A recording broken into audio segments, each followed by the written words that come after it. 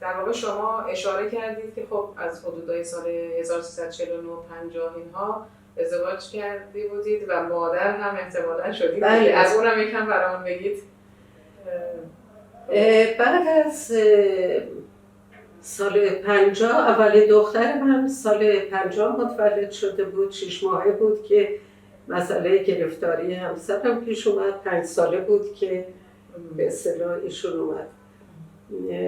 در این فاصله من سعی می‌کردم که نبود پدرش و زندان بودنش رو به صورتی براش مطرح کنم که از نظر روحی مشکل نداشته باشه و از اینکه خب پدرش برای آزادی مردم اقدام کرده بود. کتاب‌های روانشناسی زیاد می‌خوندم که در تربیت این تاثیر منفی نداشته باشه. بعد از آزادی همسرم دانشگاه، چون ایشون رتبه اول ممتاز دانشگاه بود، دعوت کردن مجددا به هیئت علمی. بعد از انقلاب به هیئت علمی بازگشتم و در بخش ساختمان عضو هیئت ملی بودم. دومین فرزندم در سال 55 پوریا به دنیا اومد و سومین فرزندم در سال 59 باون به دنیا اومد. دخترم آزاده که دوره دانشکده با شما هم دوره بود، مهندسی کامپیوتر رو گذروند و در ریاضیات المپیاد ریاضی در استان فارس اول شد.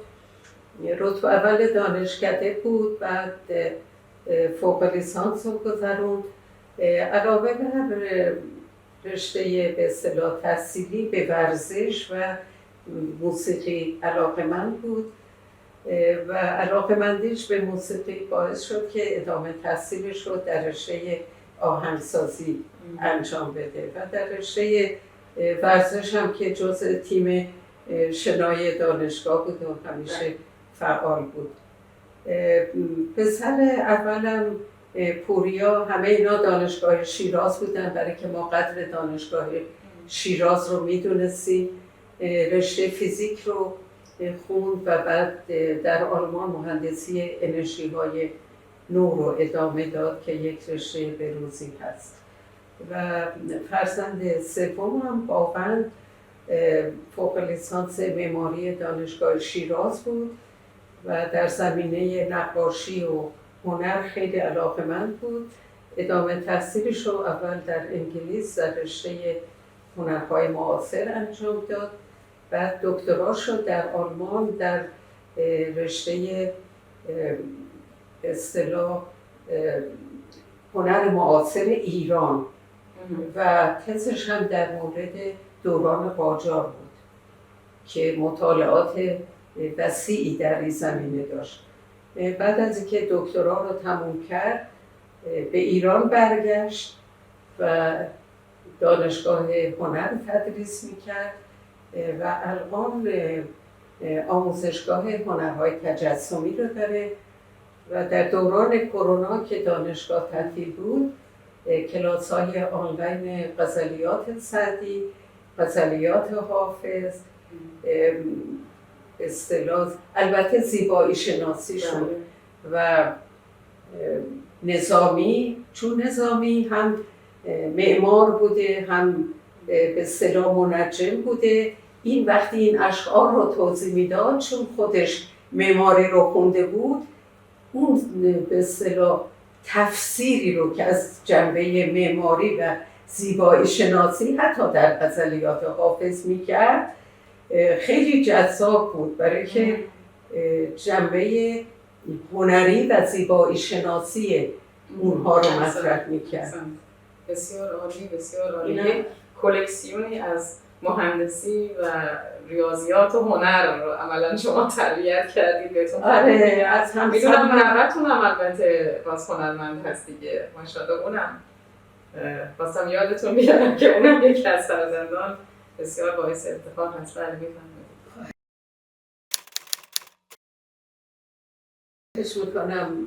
بعد از همسر من بگم، بعد از اینکه به دانشگاه شیراز برگشت.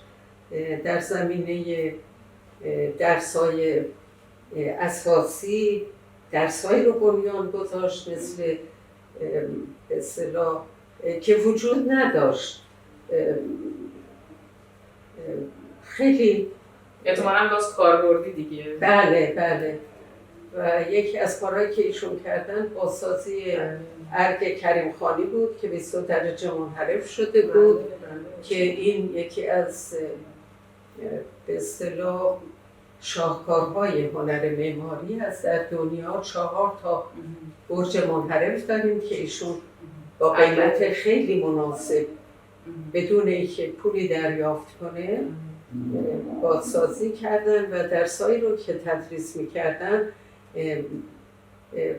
مسائل ساختمان الان یه خورده حاضر و ذهن نیستم، ولی اجرای ساختمان و درس‌هایی رو گذاشتن که به استحکام ساختمان‌های درست شده چیز کنیم. دیگه در سال 83 متاسفانه ما ایشون رو از دست دادیم. فقدان بزرگی بود برای دانشگاه شیراز و دانشکده مهندسی. روحشون شاد.